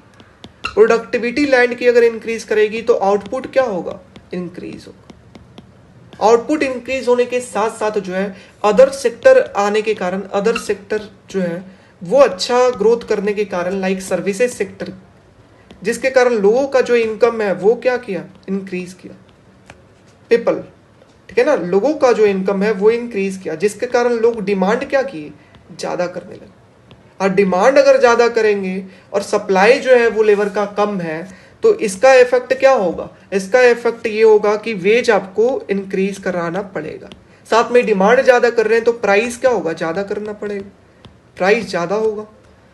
नंबर ऑफ लेबर कम है तो उनको अट्रैक्ट करने के लिए वेज ज्यादा करना पड़ेगा, जो कि 2005 के बाद हुआ, वेज ज्यादा हुआ, प्राइस ज्यादा हुआ, आउटपुट ज्यादा हुआ। गेटिंग माई पॉइंट, फार्म का इनकम ज्यादा हुआ, जिस प्राइस ज्यादा है ज्यादा इनकम ज्यादा प्रॉफिट होगा, फार्म का इनकम ज्यादा हुआ। तो इस तरीके से आप एक्सप्लेन करेंगे। गेटिंग माई पॉइंट, हाँ। तो ये आपका पूरा टेबल हुआ। अब आता है कि ग्रोथ होने के लिए क्या क्या चीजें जरूरी है। एक अच्छा अगर ग्रोथ होना है तो क्या फैक्टर है जिसके ऊपर डिपेंड होता है। तो हम लिखते हैं that is a decent growth in farm income required. क्या रिक्वायर्ड करता है, क्या जरूरत पड़ता है? पहला चीज, ग्रोथ कब ज्यादा हुआ था? जब आउटपुट ज्यादा प्रोड्यूस होना स्टार्ट हुआ था तब हम लिखेंगे that is reasonably high growth in output. अगर आउटपुट में ग्रोथ ज्यादा है तो ग्रोथ आपका इनकम में ज्यादा होगा। आउटपुट ज्यादा बन रहा है, इनकम ज्यादा होगा। ओके, हाँ। Next one is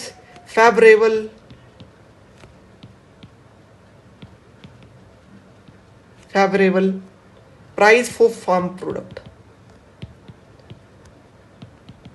farm product का प्राइस जो है वो फेवरेबल होना चाहिए, ठीक होना चाहिए। Next one is reduction in number of cultivator. देख चुके हैं, कल्टीवेटर अगर कम हुआ था 2005 के टाइम पे तो ग्रोथ ज्यादा हुआ था, आउटपुट ज्यादा प्रोड्यूस होना स्टार्ट हुआ था 2005 के बाद, ग्रोथ ज्यादा हुआ था, प्राइस जो था वो रिजनेबल था फार्मर के लिए, तो ग्रोथ ज्यादा हुआ था। और अगर आउटपुट का ग्रोथ ज्यादा होगा इसका मतलब क्या है?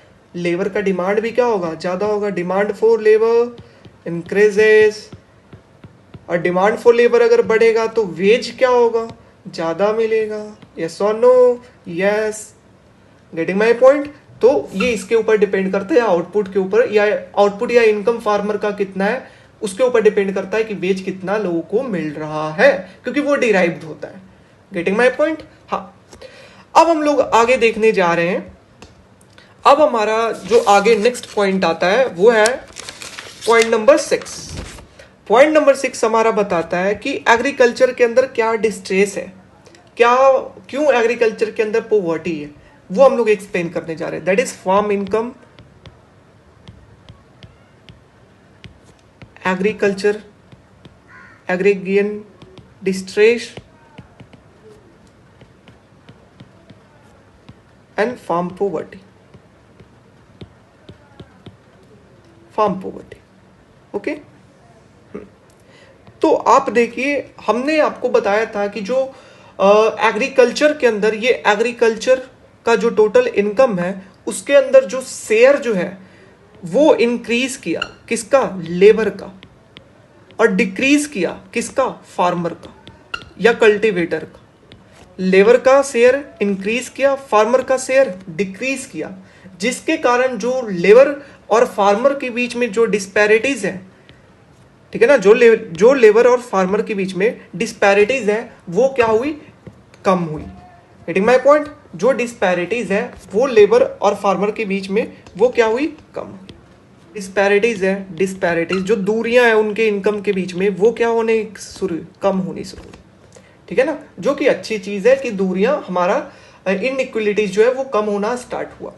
ओके, अब बात आता है कि फार्म इनकम और नॉन फार्म इनकम का क्या था सिनेरियो। फार्म इनकम और नॉन फार्म इनकम का क्या था ये हमको बताइए। वन सेकेंड देखते हैं, एक ग्राफ होना चाहिए यहाँ पे। हाँ, ये ग्राफ जो है farm income versus non farm income, मतलब जो फार्मर कमा रहे हैं और अदर सेक्टर के इनकम में क्या डिफरेंसेस थी, कितना कमाई दोनों में हो रहा है और क्या दोनों में दूरियां हैं, वो देखने जा रहे हैं। Farm versus non farm income. तो फार्म इनकम की अगर बात करते हैं तो फार्म इनकम आप देख सकते हो पर कल्टीवेटर कितना है? 78,000 के आसपास, 4,000 से ये आ गया 78,000 के पास। तो वेज आप देख सकते हो, वेज जो मिल रहा है 4,000 में से जो 1,400 रुपये जो है वो वेज मिल रहा है। लगभग ये जो है वो 4 टाइम या 3.5 टाइम जो है वो है 3.5 टाइम। जो फार्म का इनकम है वो 3.5 टाइम था देन किसका? वेज का इनकम। अब ये देख सकते हो, ये 32,000 रुपये हो गए, 32,000, और ये कितना है? 78। तो 30 to 78 आप देखेंगे तो लगभग ये 2.4 के आसपास आएगा, 2.4 टाइम।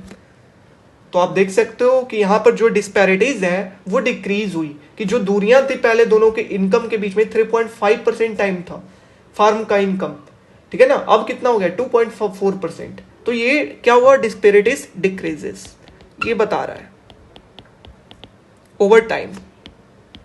ठीक है, ओके। अब नॉन एग्रीकल्चर वर्कर का अगर देखा जाए इनकम, तो 83 के टाइम पे कब कितना था, 12,000 रुपए के आसपास, और अब कितना हो गया, 2,46,000 रुपए के आसपास, 2,46,000 रुपए के आसपास।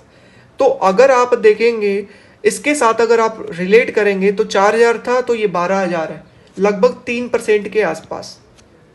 और अब ये 78,000 है तो ये कितना हो गया, दैट इज 246, 3.15। समझ रहे हो? तो ये दोनों 4,000 था, 12,000, तो कितना टाइम है, 3 टाइम के आसपास। और ये 78,000 है और ये 2,46,000 है, तो ये कितना हो गया, 3.15। तो यहां पर आप देख सकते हो कि यहां पर 2.4% डिस्पैरिटीज जो है वो कम हुई लेबर और फार्मर के इनकम के बीच में। साथ ही साथ आप देख सकते हो यहां पर इंक्रीज, इधर तो स्टार्ट हुआ इंक्रीज होना क्योंकि फार्मर का इनकम इधर कम था, इधर कम था। 2005 तक फार्मर का इनकम क्या था, कम था।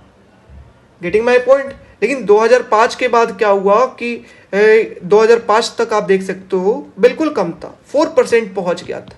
लेकिन 2005 के बाद फार्मर का इनकम होना इंक्रीज हुआ, आप देख चुके हो, ग्रोथ होना स्टार्ट हुआ था 2005 के बाद 5% समथिंग, जिसके कारण जो डिस्पैरिटीज है वो डिक्रीज हुई, है ना। पिछले जो 10 सालों के अंदर अगर देखा जाए तो जो डिस्पैरिटीज है वो क्या हुई, डिक्रीज हुई, डिक्रीज, है ना, 4% से 3.15% पे आ गए।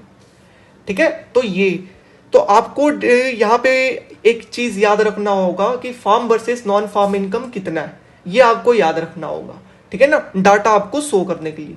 तो फार्म इनकम आप कहेंगे कि कितना है, एक्चुअल नंबर याद नहीं रख सकते तो इतना तो कहेंगे कि वर्ल्ड कप, पहली बार वर्ल्ड कप जीता था उस टाइम पे 3 टाइम्स था, और फिर 4 टाइम्स के आसपास पहुंच गया 2005 में। लेकिन क्योंकि फार्मर का इनकम इंक्रीज हुआ आफ्टर 2005, तो ये जो है वो फिर वापस कम हो गया 3.5 times.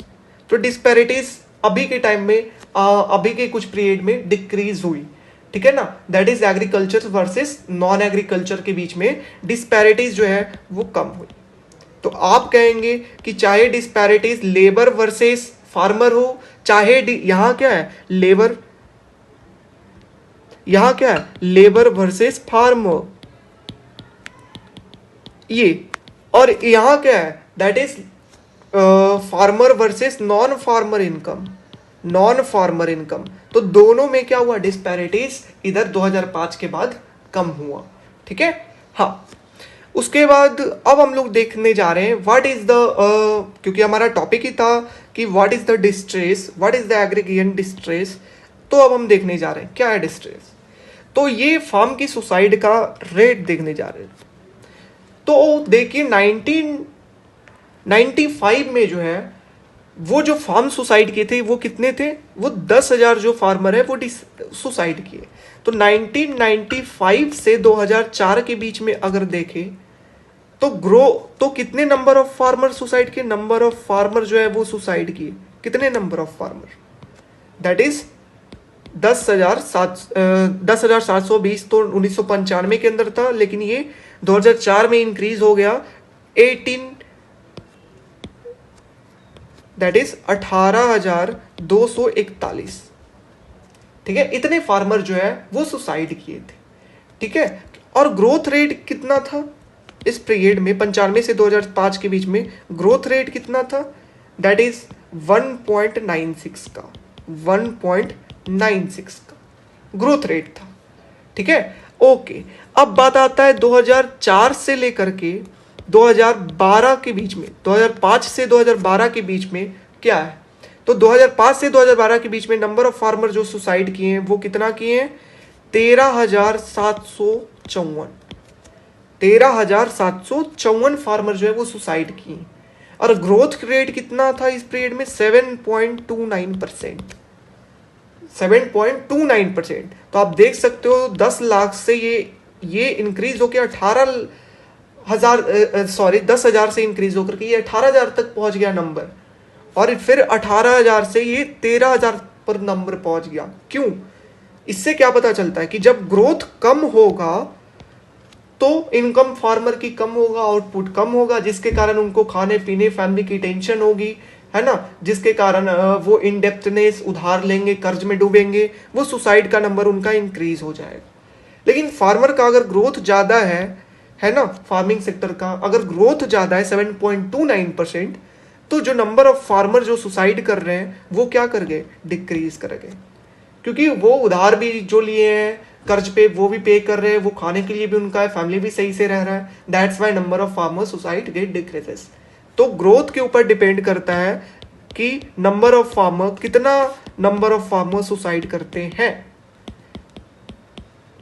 Getting my point, that is inversely proportional. Okay, next one is Tendulkar methodology. Next one is what, Tendulkar methodology. ये लंबा लेक्चर हुआ होगा, लेकिन इसके अंदर बहुत ज़्यादा डाटा है और उसको समझाने में टाइम तो लगता ही है, ठीक है ना। और ये डाटा को अच्छे तरीके से समझाने के लिए टाइम की ज़रूरत होती है, ठीक है, लेकिन मैं आशा करता हूँ आप लोगों को साथ साथ समझ में भी आ रहा होगा। तो तेंदुलकर कमेटी जो है वो प्लानिंग कमीशन 2013 के अंदर उन्होंने बताया, इनके द्वारा क्या कहा गया, जो एवरेज इनकम है फार्मर का, average income of farmer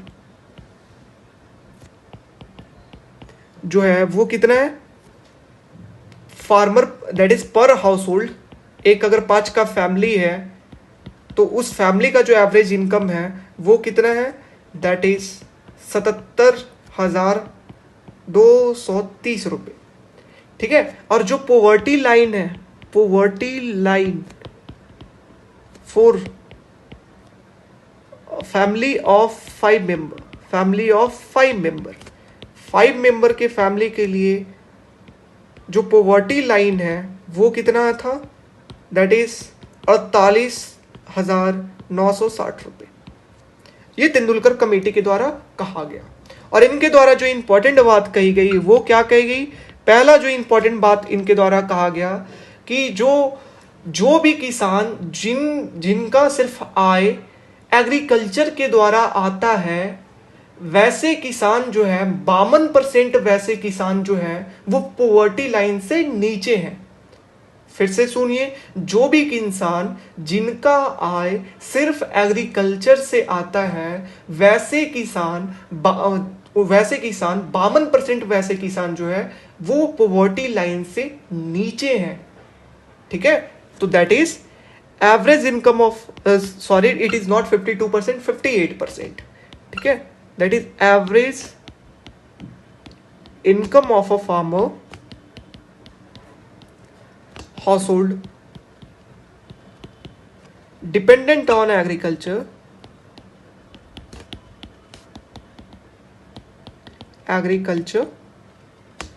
is only 58% above poverty। अच्छा, above poverty लाइन।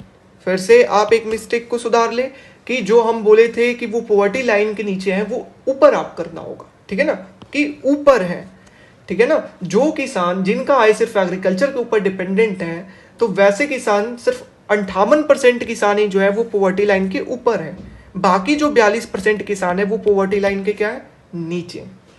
समझ रहे हैं। हाँ, इनके द्वारा दूसरा भी बात कहा गया कि अगर किसान सिर्फ एग्रीकल्चर और कोई अदर सेक्टर के थ्रू उनका पैसा नहीं आ रहा है, लाइव स्टॉक, लाइक हॉर्टिकल्चर, तो ये सब के थ्रू अगर उनको पैसा नहीं आ रहा है, like fisheries, like milk production, ये सबसे उनको पैसा अगर नहीं आ रहा है एक्स्ट्रा इनकम, तो जो फार्मर है जो पोवर्टी के अंदर है वो कितना है, उनका नंबर है 53%। तो वैसे किसान जो सिर्फ एग्रीकल्चर के पर ही सिर्फ उनका आय है, सिर्फ उसी पर वो निर्भर है एग्रीकल्चर के ऊपर, तो 53% किसान वैसे जो है वो पोवर्टी लाइन से नीचे हैं। गेटिंग कितना, 53% of farmer household living in poverty if they don't earn earning from non farm sector, कि अगर वो किसी अदर सोर्सेस के थ्रू इनकम अगर अर्न नहीं कर रहे हैं तो 53% ऐसे किसान होंगे जिन पॉवर्टी लाइन से नीचे होंगे। समझ रहे? तो ये डाटा अगर आप लिख करके आएंगे तो बहुत अट्रैक्टिव आंसर बनेगा, ठीक है, कि तेंदुलकर मेथोडोलॉजी के द्वारा ये चीजें कही गई। ओके, अब हमारा लास्ट पॉइंट आता है आज के लेक्चर्स का, that is profitability of farming. तो जो कहा जाता है, जो न्यूज के अंदर रहता है कि किसानों की आय इतने दिनों के अंदर कम हो गई, तो ऐसा नहीं, किसानों की आय कम हुई थी, ठीक है ना। कब हुई थी? वो था 2000 ईस्वी, दैट इज 1983 से लेकर के 2000 तक किसानों की आय कम हुई। लेकिन 2005 के बाद जो है, या 2000 के बाद जो है, वो किसानों की आय इंक्रीज हुई। उसका ग्रोथ बहुत ज्यादा 7% के आसपास था किसानों की आय की इंक्रीज होने का। समझ रहे? तो किसानों का आय बहुत इंक्रीज किया। उधर कम हुआ, इधर इंक्रीज। तो ऐसा नहीं है कि बिल्कुल किसानों की आय कम ही हुई है, किसानों की आय बढ़ी भी है। ओके, हाँ। अब प्रॉफिटेबिलिटी में क्या है कि अगर 1 रुपए कोई किसान फार्मिंग के अंदर इन्वेस्ट करता है, अगर कोई भी किसान या कोई भी इन्वेस्ट करता है फार्मिंग के अंदर, तो जो उसे अर्न होगा, जो रिटर्न उनको मिलेगा, वो कितने का मिलेगा? 1.7 रुपीज का। समझ रहे? 1.7 रुपीज का उनको रिटर्न बदले में मिलेगी। Getting my point? तो ये है कि 1 रुपये आप अगर डालोगे तो उधर से बैक रिटर्न हमको 1.70 रुपीज मिलेगा। तो इन्वेस्टमेंट करना अच्छी बात है एग्रीकल्चर के अंदर, ठीक है, that is profitable. Okay, next आता है दैट इज द पोस्ट 2011-12 के बाद का क्या सिनेरियो है, बताइए। तो देखिए 2011-12 के बाद क्या है कि 2014-15 में क्या आया था कि मॉनसून जो है वो बहुत ज्यादा एडवर्सली इफेक्ट किया था कल्टीवेशन को, फार्मिंग सेक्टर को, दैट इज एडवर्स मॉनसून। बहुत खराब मॉनसून आया, ठीक है ना। अनसीजनल रेन, जब रेन होना तब नहीं हुआ, जब रेन नहीं होना तब हो रहा है। तो ये सारे फैक्टर्स के कारण, और क्या तीसरा, that is land acquisition bill, जो सरकार के द्वारा 2013 के अंदर लाया गया लैंड एक्विजिशन बिल, जो सरकार जमीन लेगी पैसे दे करके किसान को। तो ये सारे केस के कारण क्या हुआ, जब पानी नहीं रहेगा, हमारा जो एग्रीकल्चर है वो डिपेंडेंट लगभग इस टाइम पे 70-75% जो था, वो 70-75% जो है वो इरिगेशन डिपेंडेंट किसके ऊपर था? रेन हार्वेस्टिंग के ऊपर। अब नहीं होगा अगर रेन, तो हार्वेस्टिंग सही से नहीं होगा, क्रॉप नहीं होगा। समझ रहे हो ना। और जिस कारण इसका ग्रोथ क्या हुआ? कम हुआ। क्योंकि पानी ही नहीं पड़ा तो पौधा कैसे होगा, ठीक है, ग्रोथ कम हुआ। तो जीडीपी के अंदर जो ग्रोथ था, जीडीपी ग्रोथ ऑफ एग्रीकल्चर जो है वो सिर्फ इंक्रीज किया कितने परसेंट से? 1.93%,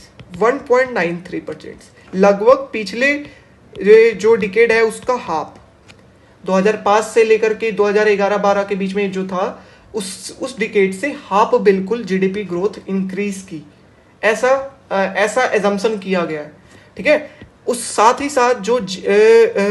साथ जो है फार्मर की जो इनकम है, farm income, growth of farm income जो है वो मात्र 1% इंक्रीज किया, मात्र 1%।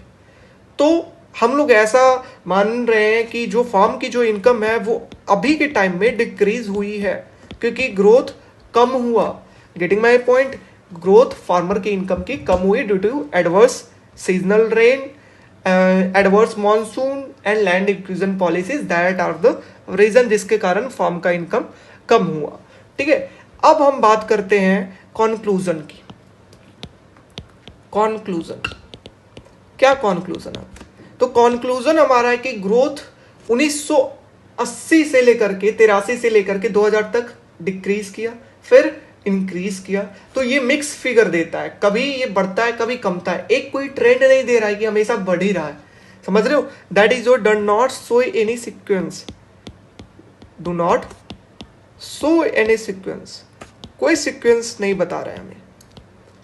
ओके, जिसके आप देख सकते हो कि 1983 हम लोग देखें, 1983 से लेकर के 2000 तक जो है आपका ग्रोथ क्या हुआ था, कम हुआ था। इनकम क्या था फार्मर का, कम था। तो जिसके कारण डिस्पैरिटीज क्या था, दैट इज इनइक्वलिटीज, जो गैप था लेबर और फार्मर के बीच में या नॉन फार्म या फार्मर के बीच में, वो क्या था, ज्यादा था।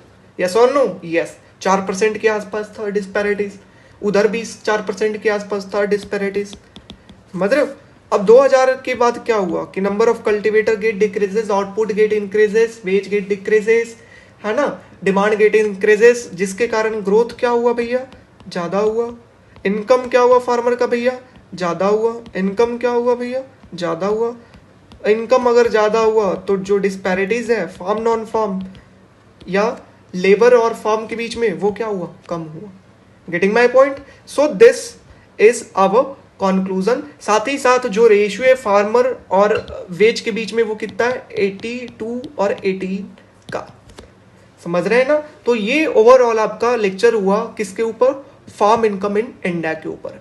तो अगर ओवरऑल पिक्चर्स की बात करें तो क्या है, तो आपको इसके अंदर पता हो जाना चाहिए जो फार्म का इनकम है वो 3 डिकेड के अंदर कितना टाइम इंक्रीज किया है, 3 टाइम। जो रियल इनकम है वो 3 टाइम इंक्रीज किया। वेज जो है वो ज्यादा तेजी से इंक्रीज किया है, ठीक है ना, और शेयर जो है एग्रीकल्चर इनकम में, देन व्हाट, फार्म का जो इनकम है वेज। फिर हम लोग देखें 1983 से 2000 के बीच में वेज बढ़ा, फार्म का इनकम कम हुआ, ग्रोथ कम था, ठीक है ना, नंबर ऑफ कल्टीवेटर ज्यादा था। लेकिन 2000 में क्या है, चेंजिंग ईयर था। उसके बाद नंबर ऑफ कल्टीवेटर डिक्रीज हुआ, ग्रोथ ज्यादा हुआ, आउटपुट ज्यादा हुआ, प्राइस ज्यादा हुआ, इनकम ज्यादा हुआ। 2005 के बाद बिल्कुल ट्रैक पे, वेज भी ज्यादा, प्राइस भी ज्यादा, ग्रोथ भी ज्यादा, आउटपुट भी ज्यादा, सब चीज ज्यादा। Getting my point? ये उसके बाद नंबर ऑफ सुसाइड किसके ऊपर डिपेंड करता है, ग्रोथ के ऊपर, कि ग्रोथ अगर बढ़ेगा नंबर ऑफ सुसाइड कम, ग्रोथ कम होगा तो नंबर ऑफ सुसाइड ज्यादा। तो 1983 से 2000 तक सुसाइड ज्यादा, उसके बाद सुसाइड कम, ठीक है। ये हम लोगों ने देखा।